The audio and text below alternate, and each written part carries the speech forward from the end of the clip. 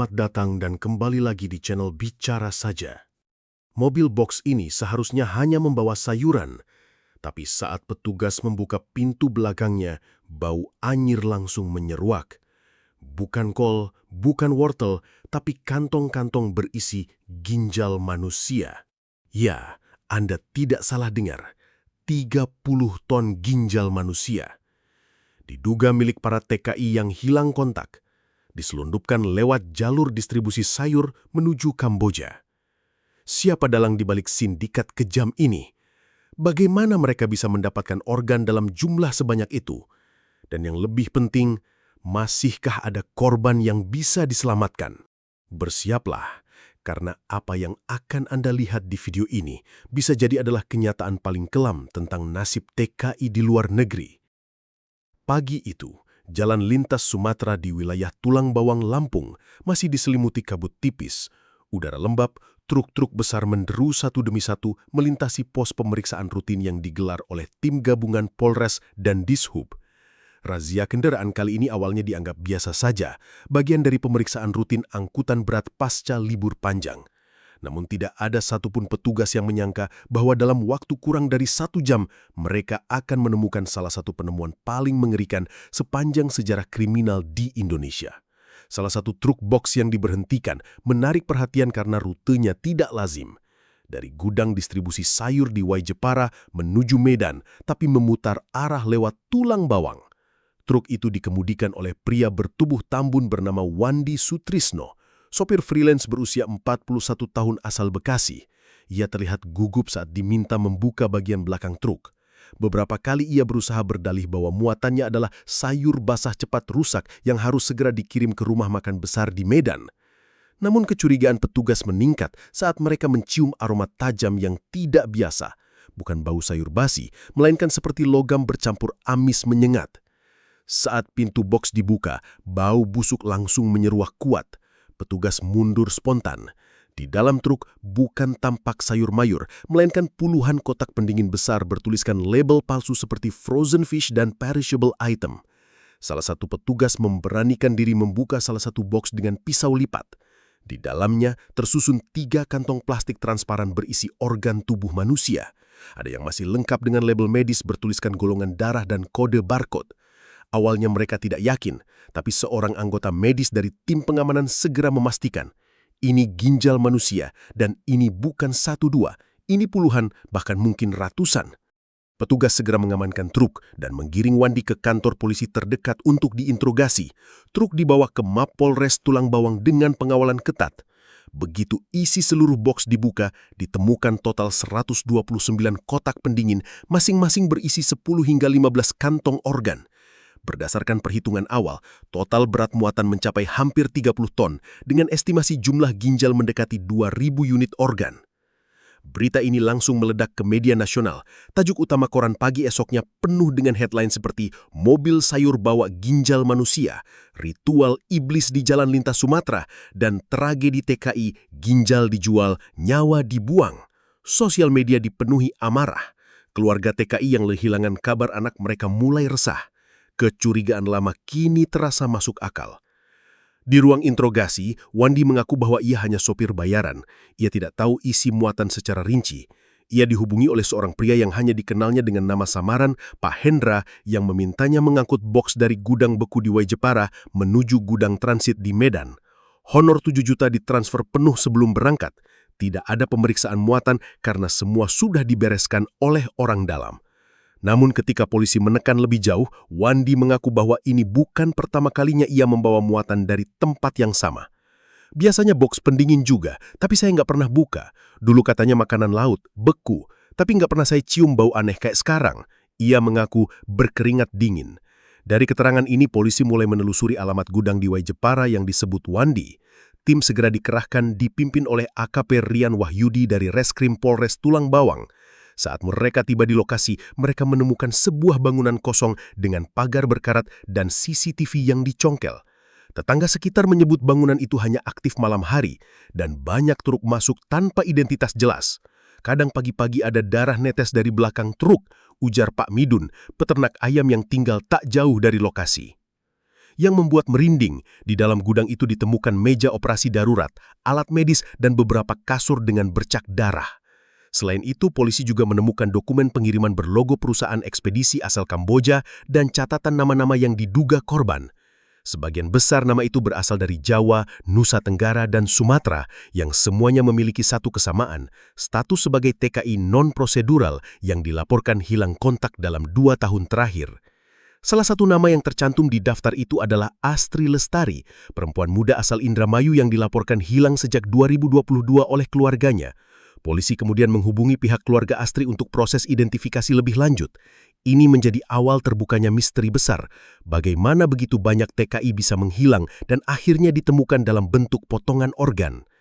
Berita tentang penemuan ginjal manusia di mobil box sayur mengundang perhatian tidak hanya dari media nasional, tapi juga Interpol dan UNODC. Diduga kuat, ini adalah bagian dari jaringan perdagangan organ manusia lintas negara yang sudah lama beroperasi di Asia Tenggara.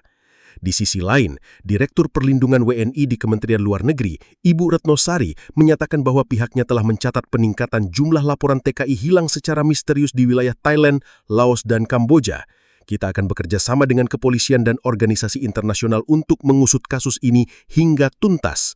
Tidak boleh ada satupun nyawa TKI yang dianggap barang dagangan, katanya dalam konferensi pers darurat. Malam menyelimuti kawasan Wai Jepara, Lampung Timur.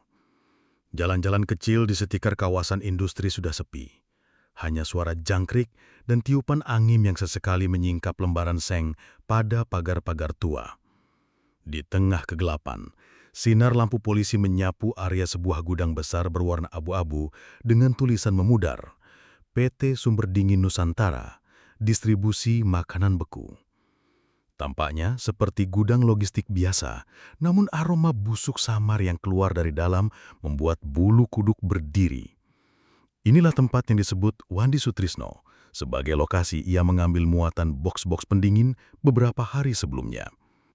Gudang ini tampaknya ditinggalkan dalam tergesa. Tidak ada penjaga.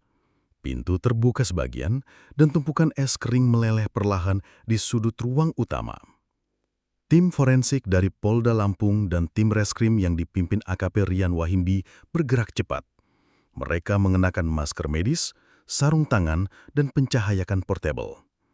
Saat memasuki ruang penyimpanan utama, mereka dikejutkan oleh pemandangan mengerikan.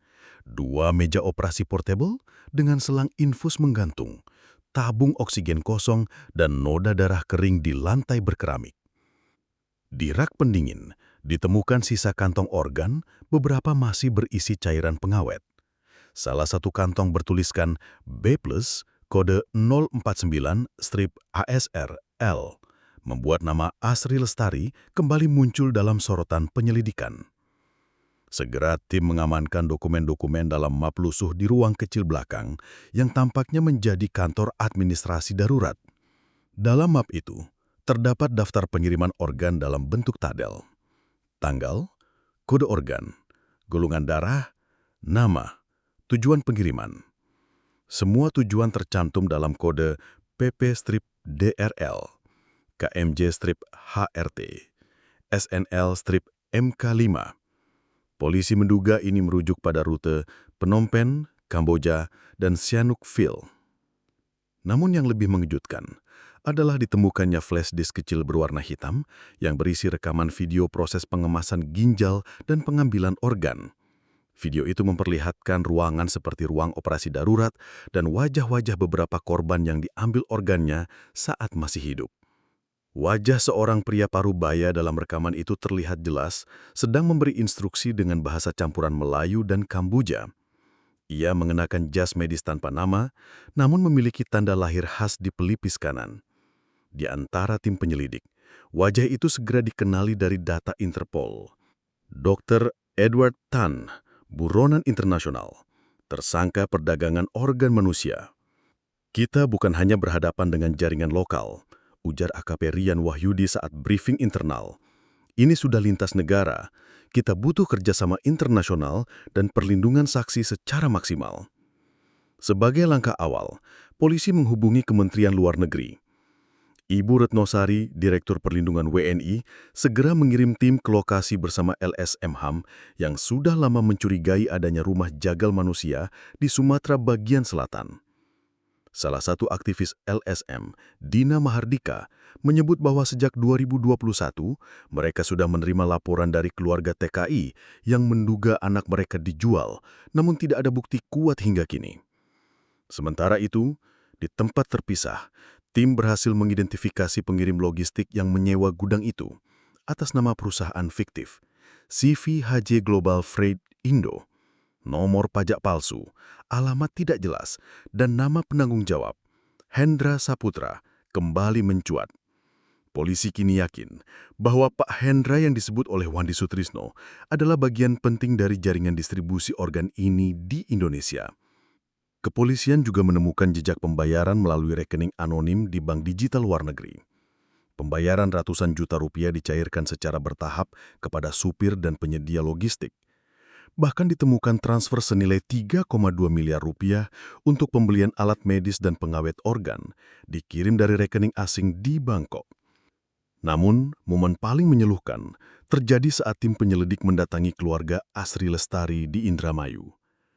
Di sebuah rumah sederhana yang penuh dengan foto-foto sang anak, Ibunda Asri, Bu Rasmi, hanya bisa menangis saat diperlihatkan rekaman wajah anaknya yang tengah terbaring di meja operasi dalam video forensik. Ia menggigil, tubuhnya lemas dan terus mengulang satu kalimat. Asri, kenapa Asri? Ibu Retno yang ikut menyaksikan proses identifikasi ini langsung memerintahkan agar DNA milik Bu Rasmi dicocokkan dengan sisa jaringan ginjal yang ditemukan. Proses ini akan memakan waktu beberapa hari, tapi kecil kemungkinan ada kesalahan. Semua bukti mengarah kuat bahwa Asri adalah salah satu korban yang organnya dijual. Di malam yang sama, AKP Rian mendapat informasi dari intelijen. Pengiriman serupa dijadwalkan kembali 2 minggu mendatang dari pelabuhan kecil di Dumai menuju Laut Terbuka. Polisi segera membentuk tim pengintai untuk menggagalkan pengiriman itu. Mereka sadar, jaringan ini belum sepenuhnya terbongkar, bahkan mungkin jaringannya masih aktif, mencari korban baru. Dina Mahardika dari LSM memberikan peringatan keras. Jika 30 ton organ ditemukan hanya dari satu pengiriman, berapa banyak lagi yang sudah lolos tanpa kita tahu? Dan berapa TKI yang kini hidup tanpa satu atau dua organ di tubuhnya, bahkan tanpa nyawa? Kasus ini menjadi sorotan nasional. Menteri Luar Negeri, Kapolri, bahkan Presiden mulai menyampaikan pernyataan resmi. Tapi di balik kamera, rasa frustrasi dan takut tumbuh di kalangan keluarga-keluarga TKI. Sebagian mulai berkumpul di posko pengaduan yang dibuka Kemenlu, menyerahkan foto dan dokumen keluarga mereka yang hilang. Mereka hanya ingin satu hal, kebenaran. Dan sementara publik baru mulai memahami kengerian kasus ini, satu pertanyaan makin jelas. Siapa sebenarnya Pak Hendra? Dan di mana Dr. Edward Tan sekarang bersembunyi?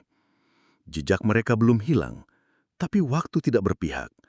Sebab jika tidak segera dihentikan, darah baru akan terus mengalir, dan truk-truk box itu akan kembali melintas, bukan membawa sayur, melainkan tubuh-tubuh yang dipotong demi uang. Namanya Ridwan Maulana. Laki-laki asal Lombok Timur berusia 27 tahun ini dulu hanya seorang petani kecil yang mengurus sawah warisan keluarganya.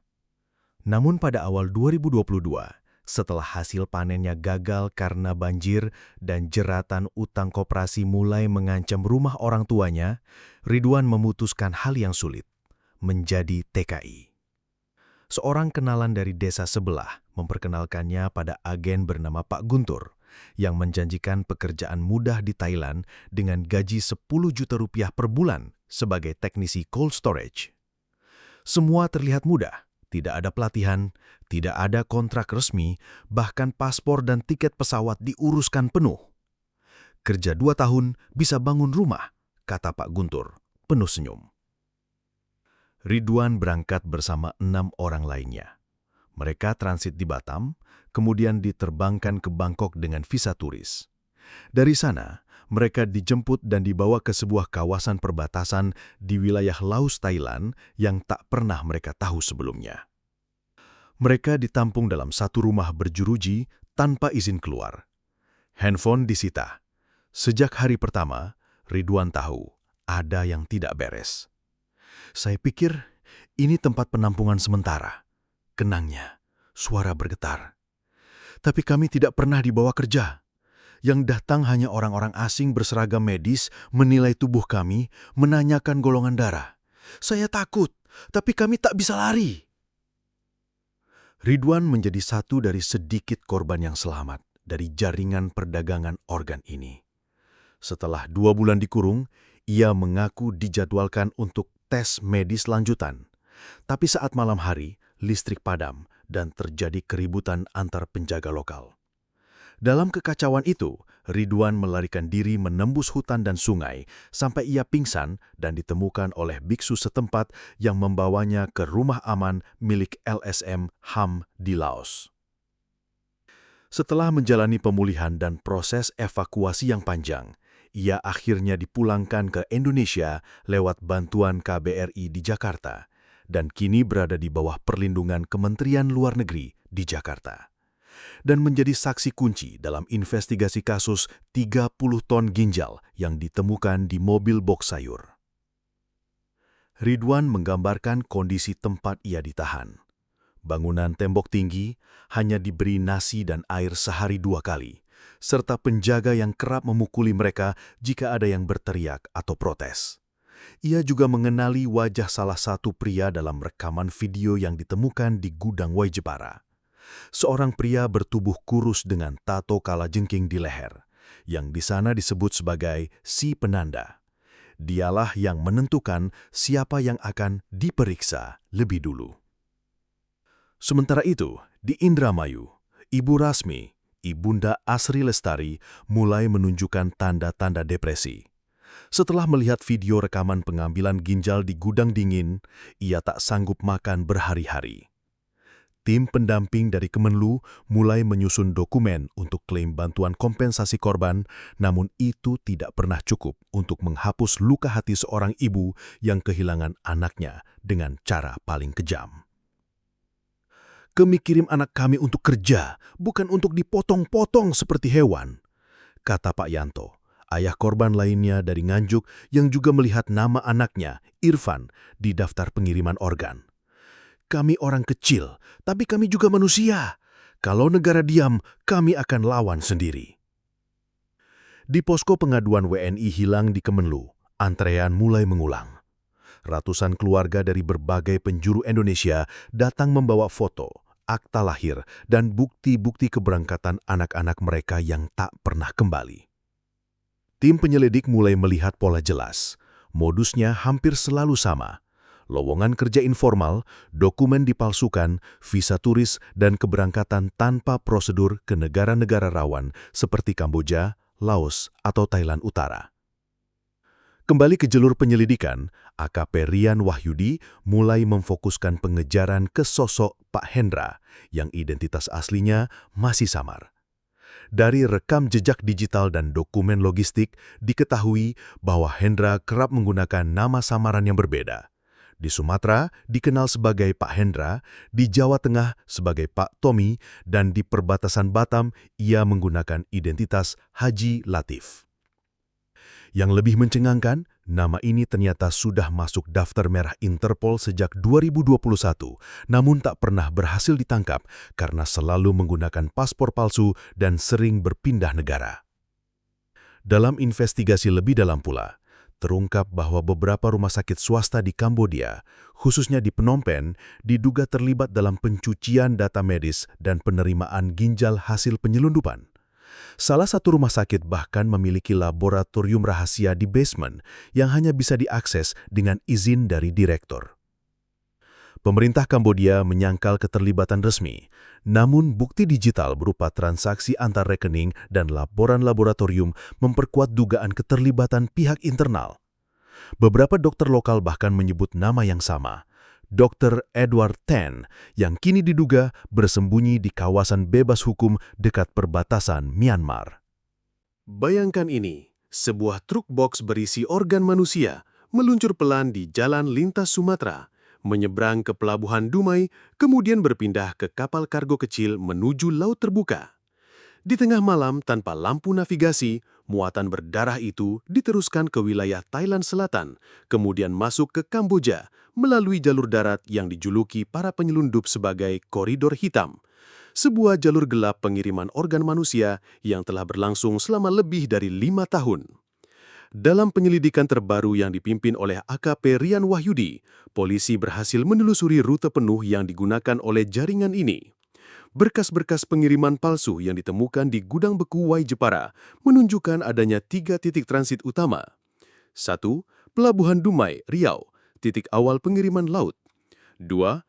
Songkhla, Thailand Selatan, pelabuhan gelap tempat muatan dipindahkan. 3.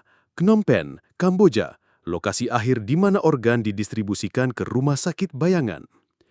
Dari rekaman CCTV dan pelacakan nomor kontainer, polisi menemukan bahwa boks pendingin tidak dikirim menggunakan jalur utama logistik internasional, melainkan melalui kapal-kapal nelayan yang telah dimodifikasi, dilengkapi freezer tersembunyi dan GPS buta arah. Dalam seminggu, bisa ada 2 hingga 3 pengiriman, beberapa muatan berisi hati, paru, bahkan jaringan tulang dan kornean mata.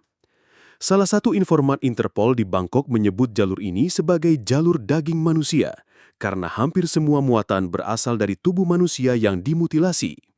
Yang mengejutkan, di wilayah pelabuhan Songkhla, ditemukan tempat transit sementara yang berkamuflase sebagai cold storage makanan laut yang dikelola oleh perusahaan fiktif bernama Mekong Fresh Export Co.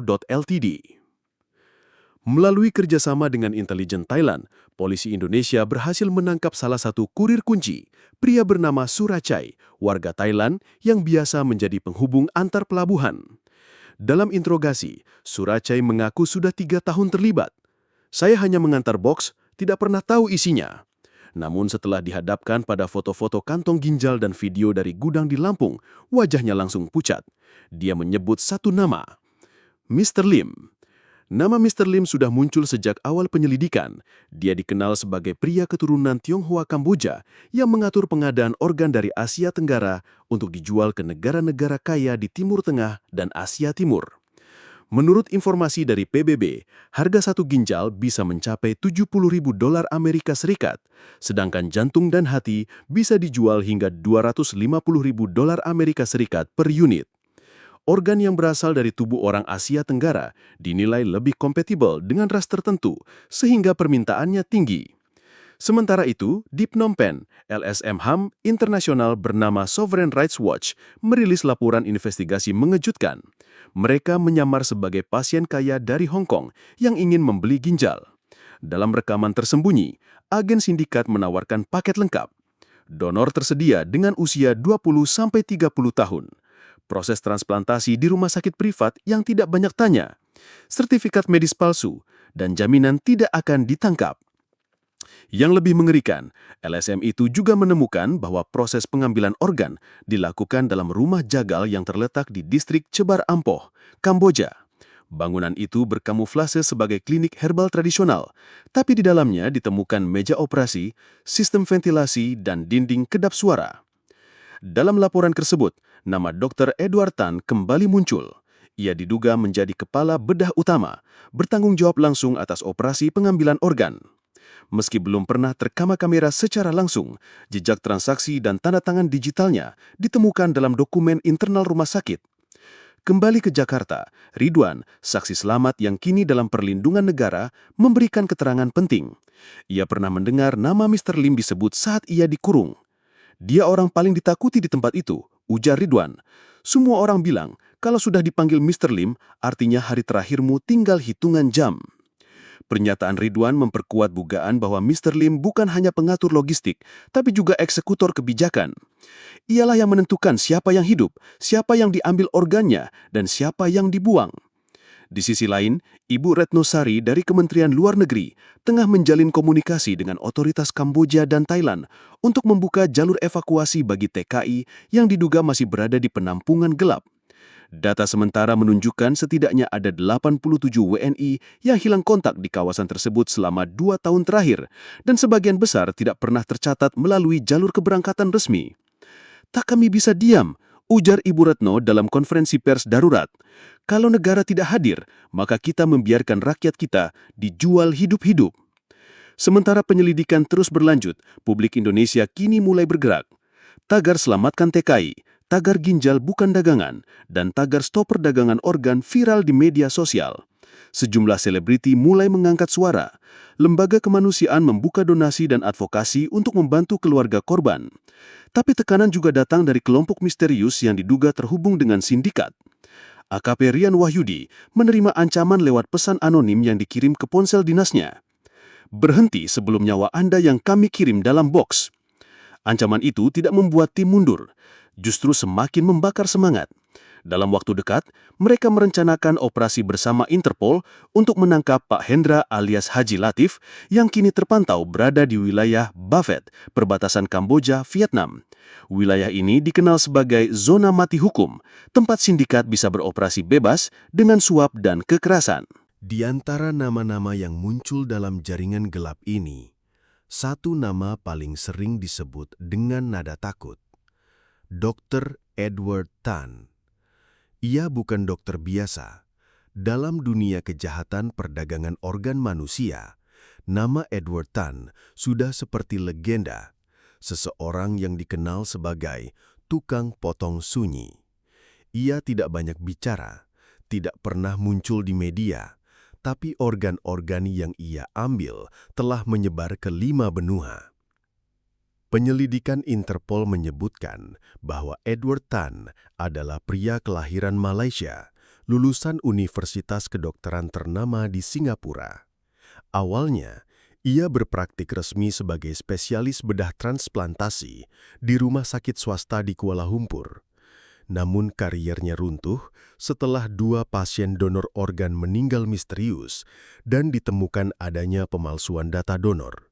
Setelah dipecat dan didakwa, Edward Tan menghilang.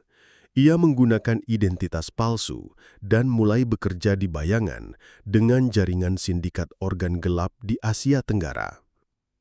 Polisi percaya bahwa Edward Tan adalah otak medis di balik operasi penyelundupan 30 ton ginjal yang ditemukan di mobil box sayur di Lampung.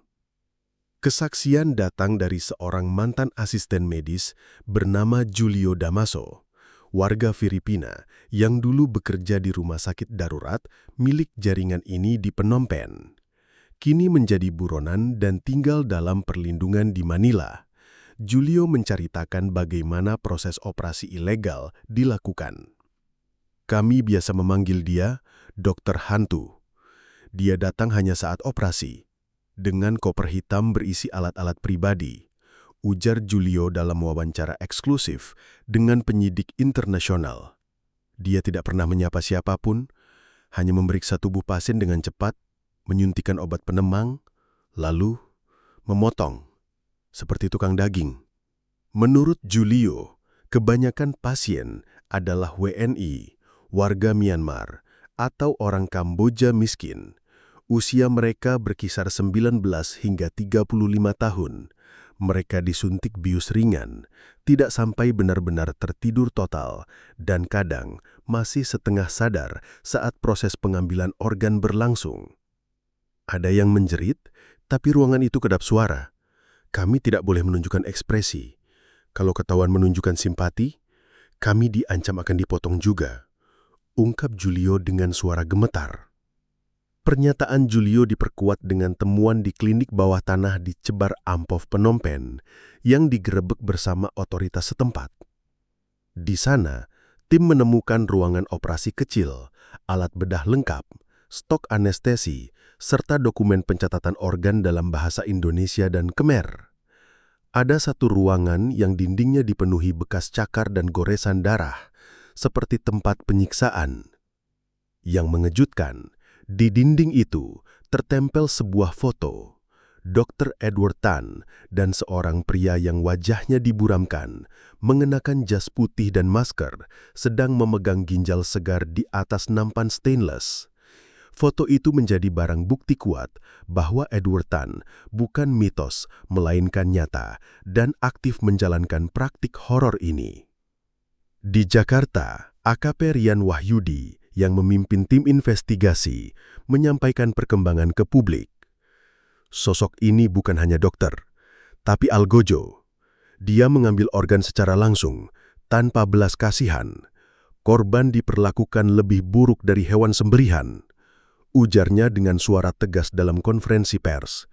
Kita akan mengejarnya sampai ke lubang tikus terakhir.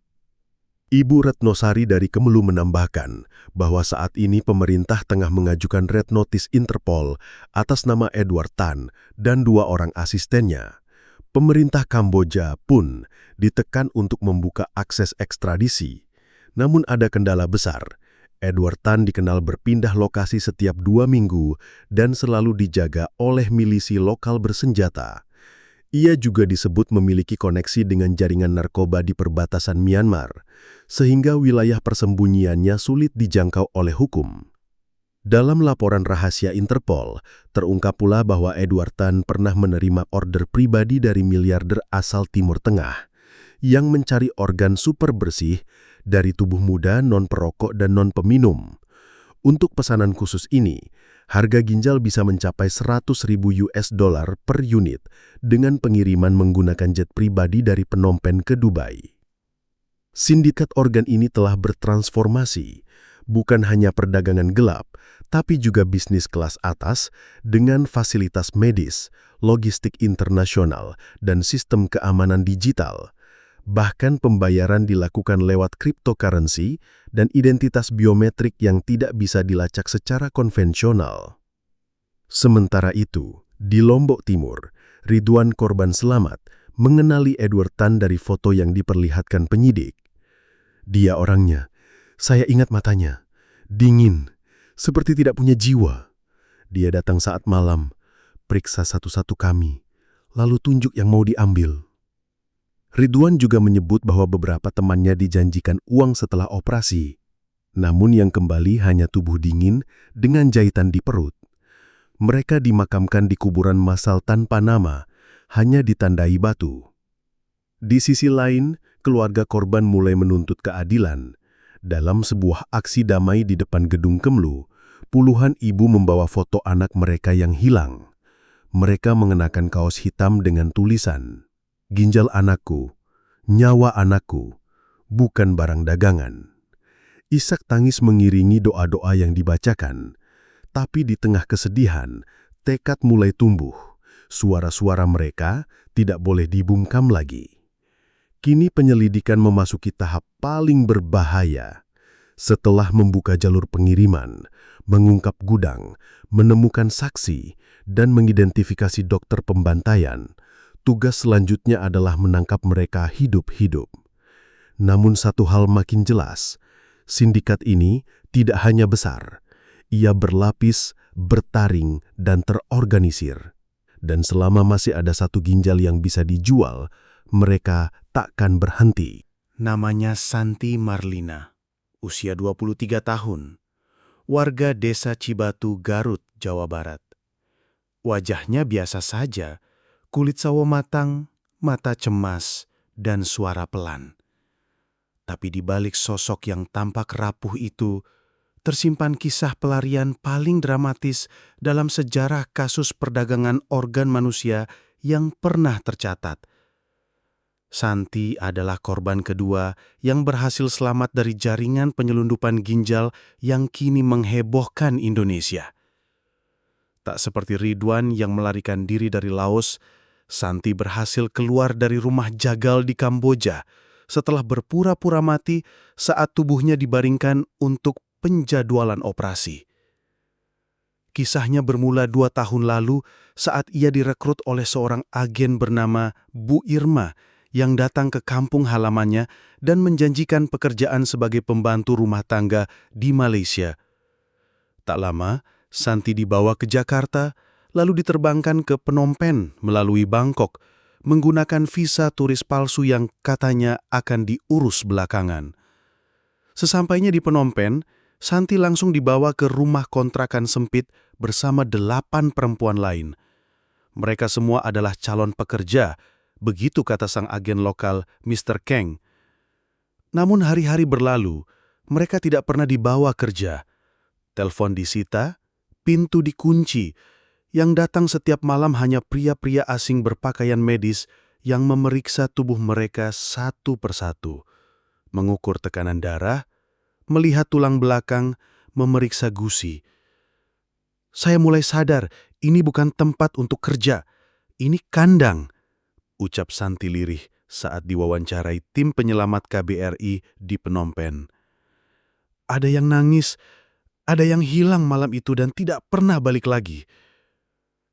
Malam itu, ketika Santi mendengar namanya dipanggil untuk giliran pemeriksaan lanjutan, nalurinya berontak. Ia digiring ke ruangan putih dengan cahaya menyilaukan, di mana seorang pria berkacamata dengan wajah tanpa ekspresi sedang menyusun peralatan operasi. Ia tahu tubuhnya akan dipotong, tapi ia juga tahu bahwa peluang lari hampir mustahil. Hingga saat tubuhnya dipindahkan ke ranjang logam dan disuntik bius ringan, ia memutuskan satu hal: berpura-pura mati. Aku tahan napas lama-lama sampai jantungku lemah. Ketika mereka panik karena denyutku tidak terdeteksi, aku dengar mereka berkata, "Stop, yang ini rusak, bawa keluar." Ia dibuang ke kamar belakang, tumpukan tubuh lain yang sudah dingin. Tapi malam itu hujan deras mengguyur Phnom Penh. Penjaga klinik yang biasa waspada, lengah. Santi menyeret tubuhnya yang lemah ke jendela kecil, merangkak, lalu jatuh ke tanah basah dan lari sekuat tenaga ke jalan raya. Ia pingsan di halte bus dan ditemukan oleh seorang sopir tuk-tuk yang membawa tubuhnya ke gereja Katolik di pinggiran kota. Di sanalah misionaris Indonesia yang bekerja sebagai relawan mengenali identitas Santi dan menghubungi KBRI. Kisah Santi menjadi pemicu gelombang baru penyelidikan internasional.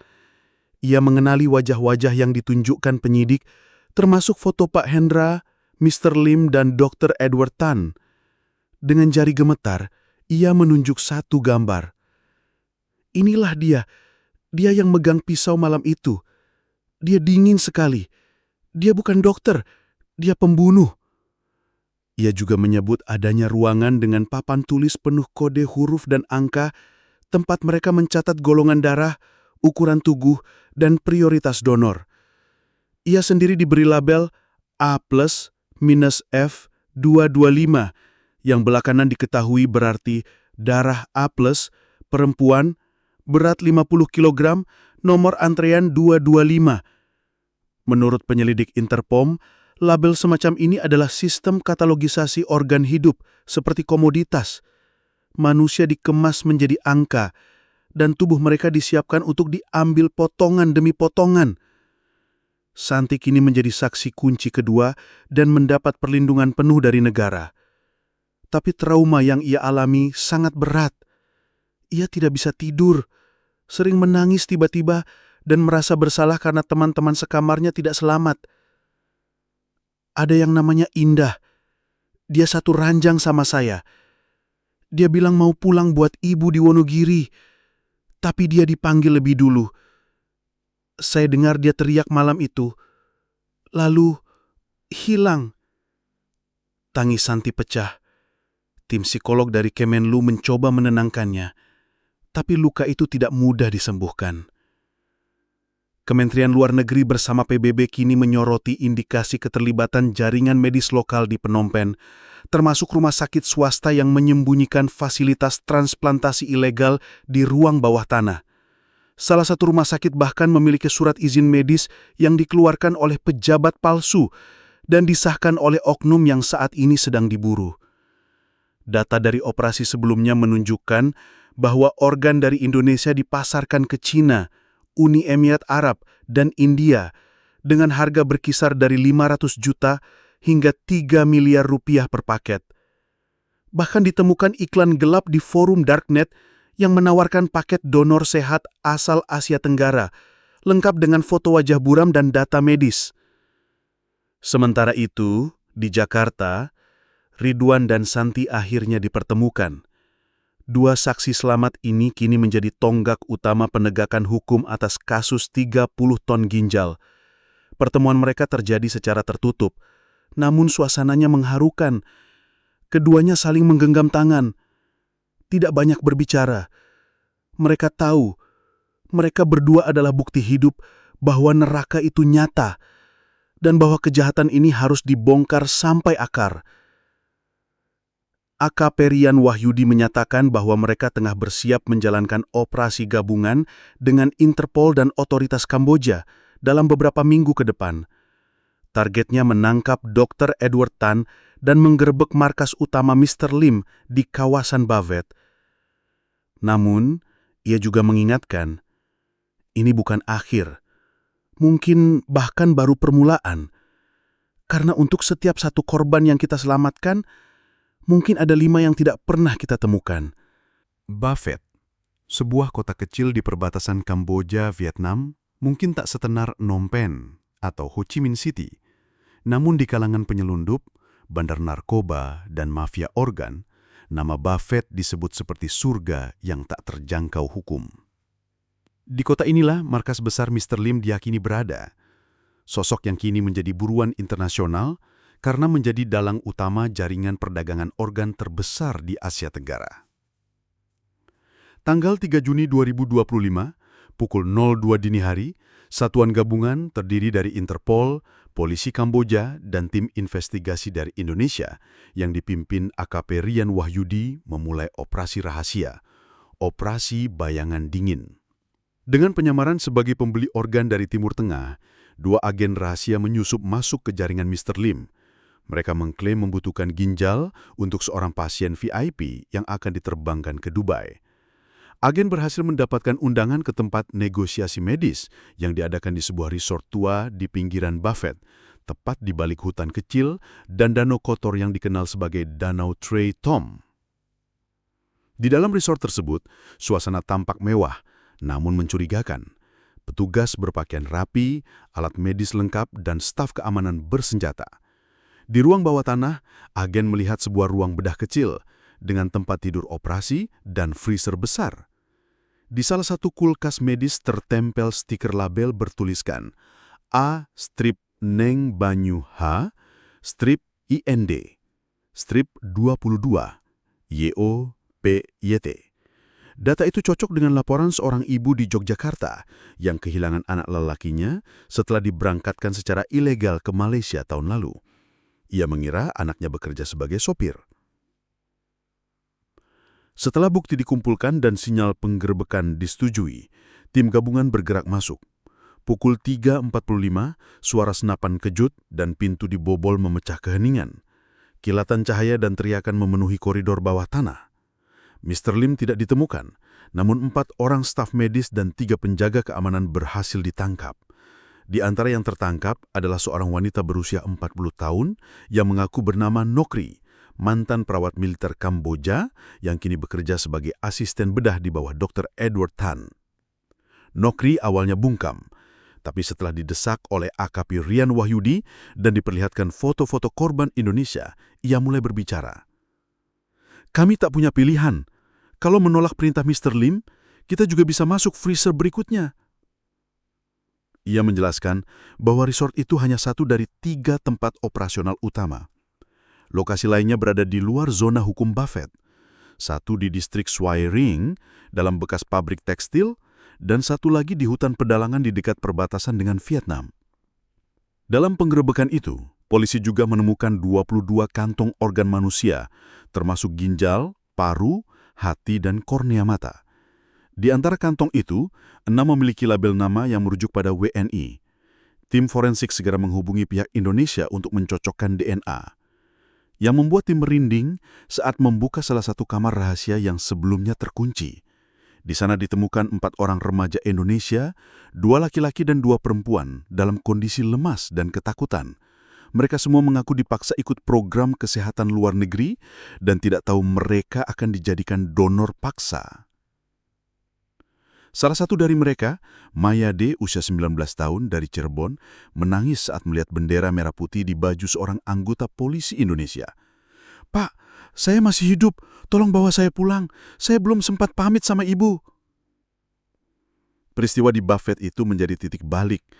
Untuk pertama kalinya, media internasional meliput operasi gabungan penyelamatan korban perdagangan organ yang melibatkan WNI.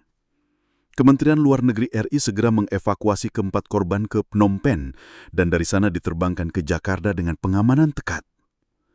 Sementara itu, dari hasil pemeriksaan laptop dan dokumen Mr. Lim yang tertinggal di resort, ditemukan jaringan pembayaran gelap yang menjangkau Singapura, Hong Kong, dan Dubai.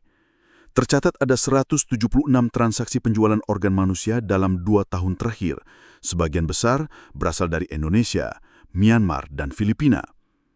Namun nama yang paling mencolok di antara semua file digital itu adalah Dr. ET Operasi Mingguan Mekong 3 Facility. Kembali, Dr. Edward Tan muncul sebagai algojo medis dalam semua kegiatan pengambilan organ. Ia dijadwalkan melakukan kunjungan medis rutin ke Mekong 3 Facility yang hingga kini belum diketahui lokasi pastinya. Di Indonesia, reaksi masyarakat meledak. Tayangan penggerbekan di Buffet viral dan banyak orang mulai menyadari bahwa perdagangan organ bukan cerita fiksi, namun kejahatan nyata yang bisa menimpa siapa saja. Di berbagai daerah, keluarga WNI hilang mulai menyerahkan laporan ke posko Kemenlu dan Bareskrim. Di media sosial, kampanye #pulang tanpa ginjal menjadi trending topik. Sementara itu, AKP Rian dan timnya tengah menyiapkan misi selanjutnya, menyusup ke Mekong 3 Facility yang diyakini sebagai markas operasi terakhir Dr. Edward Tan. Namun, operasi ini berisiko tinggi. Wilayah yang disebut dalam koordinat terakhir berada dekat perbatasan Myanmar, wilayah rawan yang dijaga oleh mentera bayaran dan milisi lokal. Bahkan beberapa jalur dikelola oleh mantan pemberontak yang kini menjadi penyedia keamanan bagi para kriminal internasional. Tapi satu hal pasti, tim tak akan berhenti. Bukan hanya karena perintah, tapi karena suara para ibu yang kehilangan anak, tangis gadis-gadis yang ditemukan di kamar gelap, dan nama-nama di kantong-kantong organ yang tak sempat pulang. Koordinat GPS yang ditemukan dari laptop Mr. Lim mengarahkan tim ke sebuah titik di perbatasan Laos, Myanmar. Lokasinya tidak tercantum di peta resmi. Tapi dari citra satelit, ada bangunan besar seperti hanggar di tengah hutan lebat dekat aliran sungai Mekong. Inilah yang disebut dalam dokumen sebagai Mekong 3 Facility, tempat operasi medis terakhir, markas tempat Dr. Edward Tan menjalankan aksi paling brutal dalam jaringan ini. Pemerintah Myanmar dalam kondisi politik tak stabil tidak bisa menjamin dukungan hukum. Maka operasi penyerbuan ini dilakukan secara rahasia oleh tim khusus gabungan dari Interpol, polisi Kamboja, relawan internasional, dan 5 personel Indonesia yang dipimpin oleh AKP Rian Wahyudi. Mereka menamai misi ini Operasi Pulang Utuh.